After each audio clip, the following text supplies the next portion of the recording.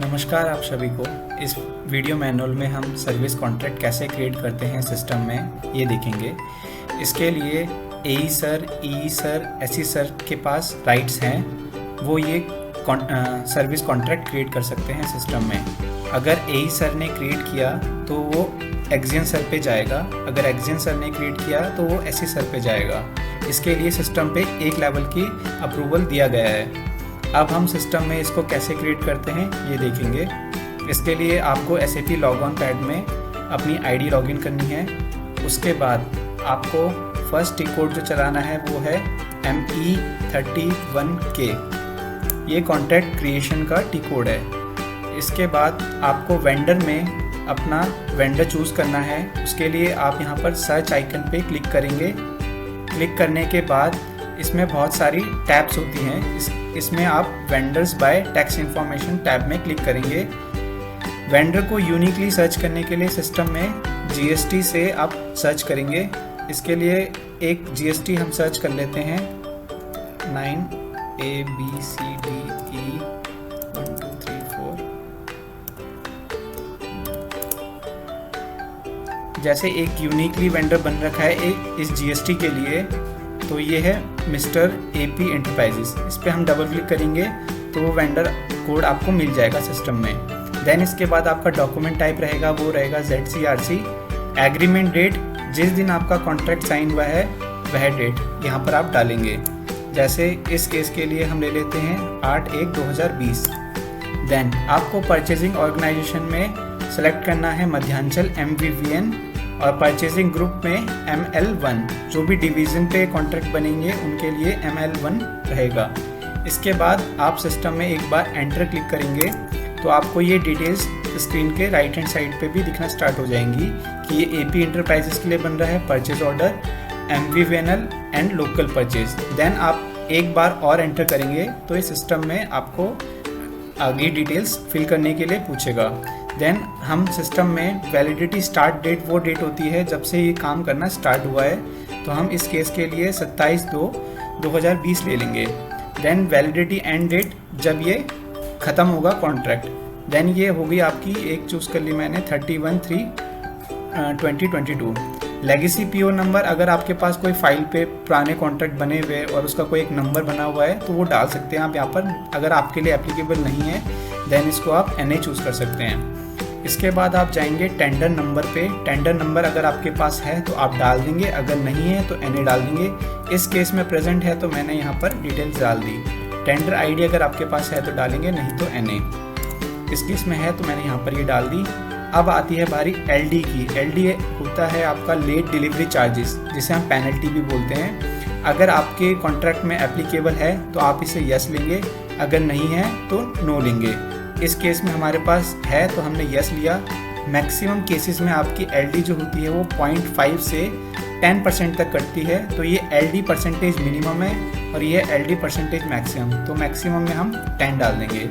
अब LD type दो type पे कटती हैं। अगर आपके रनिंग बिल आ रहे हैं कंटिन्यूस और उस पर आप LD काटना चाहते हैं तो आप माइलस्टोन लेंगे। अगर आपके पास इस कॉन्ट्रैक्ट के लिए एक ही बिल आता है within the whole time period, then आप लेंगे फुल कॉन्ट्रैक्ट। तो इस केस में हमने माइलस्टोन ले लिया। देन आपका आता है LOA नंबर। LOA होता है लेटर ऑफ अवार्ड नंबर। अगर आपके पास है तो आप डालेंगे, नहीं तो आप NA डालेंगे। NA डालने के बाद अगर आपके पास डेट है तो डाल देंगे, अगर नहीं है तो उस केस में आप वैलिडिटी स्टार्ट डेट को डाल देंगे। Then LOI status maximum cases के लिए आपके पास होता है, इसलिए मैं अभी यस ले रहा हूँ। यस लेने के बाद आपका LOI नंबर होगा जो, वो डाल देंगे आप, और फिर उसके बाद LOI की जो डेट होगी वो डाल देंगे। इस केस में मैंने मान लिया कि ये वैलिडिटी स्टार्ट डेट ही LOI डेट है। अब आती है बारी BG टाइप की। BG टाइप होती है बैंक गारंटी। वेंडर के साथ आपका अगर कोई बैंक गारंटी है तो आप उसको वो चूज़ कर सकते हैं। इस केस में हम परफॉर्मेंस बैंक गारंटी चूज़ कर लेता हूँ। अगर बैंक गारंटी एप्लीकेबल है, हमने चूज़ कर लिया, तो उसके बाद ये BG एप्लीकेबल का टिक होता है, इसे चेक करेंगे हम। उसके बाद यहाँ पर पेमेंट टर्म्स आती हैं कुछ, इनको आप रीड कर लीजिएगा, आपके लिए जो एप्लीकेबल हो वो चूज़ कर लीजिए। इस केस में हमारे पास रनिंग पेमेंट्स आएंगी, मल्टीपल बिल्स आएंगे, इसलिए हमने Z005 चूज़ कर लिया। इसके बाद टारगेट वैल्यू में हमने अभी 1 रुपीज़ डाल दिया। क्योंकि जो भी हम सर्विस के अंदर डालेंगे वो डालने के बाद यहाँ पर अपने आप जो नई वैल्यू होगी वो आ जाएगी। इसके बाद हम एक बार एंटर क्लिक करेंगे। एंटर क्लिक करने के बाद यहाँ पर start of validity period is in past, ये वैलिडिटी पीरियड हमें सिर्फ वार्निंग दे रहा है सिस्टम में कि ये पुराना बन रखा है। तो इसके लिए हम दोबारा से एक बार एंटर करेंगे। एंटर करने के बाद ये डिटेल्स क्लियर हो गई हैं। अब हम जाएंगे ओवरव्यू पे। ओवरव्यू पे जाने के बाद हम यहाँ पर दो टैब्स होती हैं, आई और ए। आई होती है आपकी आइटम कैटेगरी। आइटम कैटेगरी में आप सर्च करेंगे। सर्च करने के बाद यहाँ पर आप डी चूज़ कर लेंगे सर्विस कॉन्ट्रैक्ट के लिए। हमने यहाँ पर डी चूज़ कर लिया। फिर आती है बारी ए की। ए होता है अकाउंट असाइनमेंट, जिस हेड से आपका पैसे कटेंगे। तो इसके लिए हम लेते हैं कॉस्ट सेंटर। हम यहाँ पर डिवीज़न का, सर्कल का कॉस्ट सेंटर चूज़ कर सकते हैं। तो यहाँ पर हम के चूज़ करेंगे इसके लिए। इसके बाद आती है सर्विस का नाम लिखना कि किस सर्विस के ऊपर हो रहा है, कौन सा सब्जेक्ट है। तो इसके लिए हम जैसे इस केस के अंदर हम संविदा कर्मचारी की पेमेंट का सर्विस कॉन्ट्रैक्ट बनाएंगे। तो इसके लिए हमने ले लिया जैसे संविदा कर्मचारी, और फिर आप अपने सर्कल का नाम डाल सकते हैं, डिवीज़न का नाम डाल सकते हैं जहाँ पर कॉन्ट्रैक्ट क्रिएट हो रहा होगा।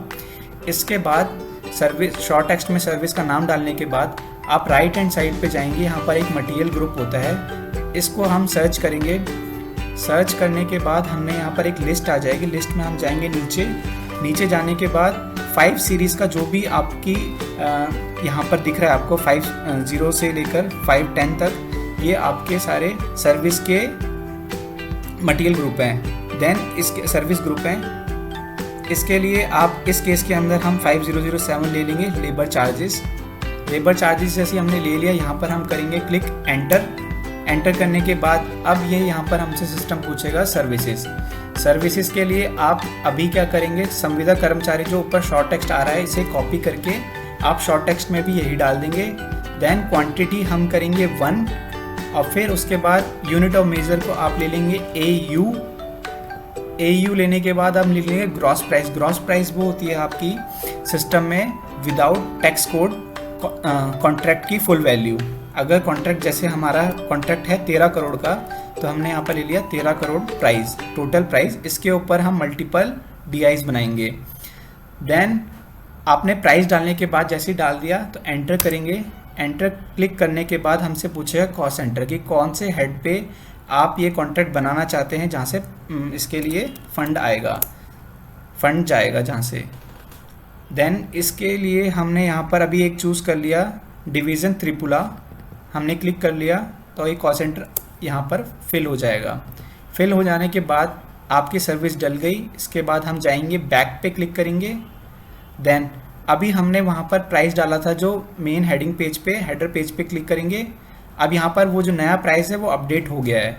अब हम सर्विस के लिए डिलीवरी शेड्यूल डालेंगे कि ये सर्विस हमें कब तक चाहिए। तो इसके लिए दोबारा से हम ओवरव्यू पे आए।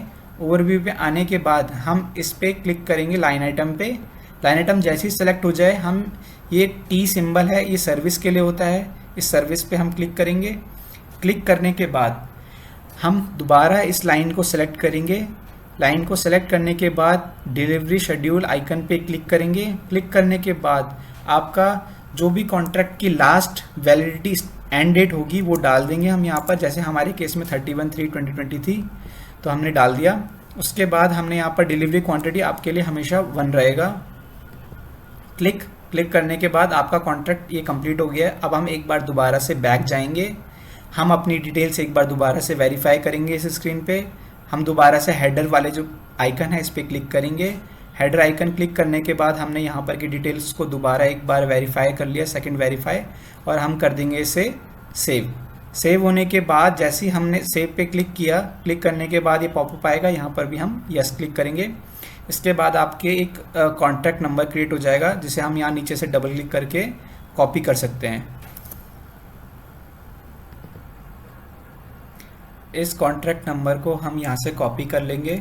कॉपी करने के बाद हम जाएंगे मेन स्क्रीन पे बैक से। बैक पे जाने के बाद हमने ये कॉन्ट्रैक्ट क्रिएट कर लिया। इस कॉन्ट्रैक्ट को हम अब सेकंड लेवल अप्रूवल के लिए भेजेंगे। उसका टी कोड है ME32K। ME32K में जाने के बाद हमने जो हमारा नंबर आया होगा कॉन्ट्रैक्ट का वो हम यहाँ पर पेस्ट करेंगे, एंटर करेंगे। एंटर करने के बाद आप डिटेल्स देख पाएंगे। यहाँ पर हम हेडर पे जाएंगे। हेडर पे जाने के बाद यहाँ पर ट्रिगर अप्रूवल का एक चेक बॉक्स है, इस चेक बॉक्स को हम क्लिक करेंगे।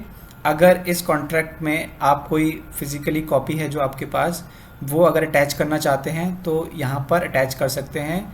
यह सर्विस फॉर ऑब्जेक्ट का एक आइकन आएगा, इस पर क्लिक करेंगे, ड्रॉप डाउन आएगा, ड्रॉप डाउन में जाएंगे हम क्रिएट अटैचमेंट पे जाने के बाद हम अपने सिस्टम को एक्सेस करेंगे और उस पर अगर कोई फाइल है हमारे पास जो हम इस पर डालना चाहते हैं तो हम डाल सकते हैं। जैसे इस केस में मैंने ये फाइल चूज़ कर ली है, ये हमसे पॉपअप पूछेगा कि करना है नहीं करना, हम यस कर देंगे। Attachment was successfully created. Then इसके बाद हम ट्रिगर अप्रूवल पे चेक करके सेव करेंगे। सेव करने के बाद ये नेक्स्ट लेवल हायरार्की पे चले जाएगा। अब नेक्स्ट लेवल हायरार्की के लिए हम दूसरी आईडी ओपन करेंगे।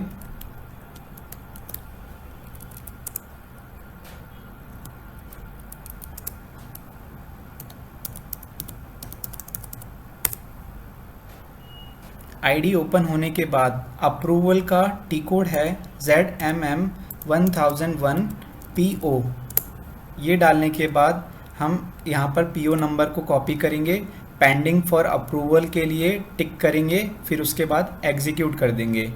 एग्जीक्यूट करने के बाद आपको ये डिटेल यहाँ दिख जाएगी कि कब क्रिएट हुआ है, 8 तारीख को क्रिएट हुआ है और ये 8 तारीख के लिए क्रिएट हुआ है। उसके बाद कौन है उनका अप्रूवर, और अगर वहाँ पर उनकी डेट आएगी तो इसका मतलब वो अप्रूव्ड हो चुका है। इस केस में अभी अप्रूव नहीं हुआ, तो हम यहाँ पर सेलेक्ट करेंगे।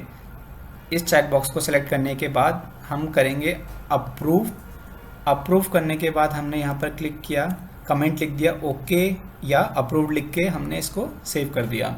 सेव करने के बाद ये अप्रूव्ड हो गया। इसी से हमारा अब कॉन्ट्रैक्ट यहाँ पर क्रिएट हो चुका है और वो अप्रूव हो चुका है। इसके बाद दूसरा प्रोसेस है वो है डिस्पैच इंस्ट्रक्शन, जो हम नेक्स्ट वीडियो में देखेंगे।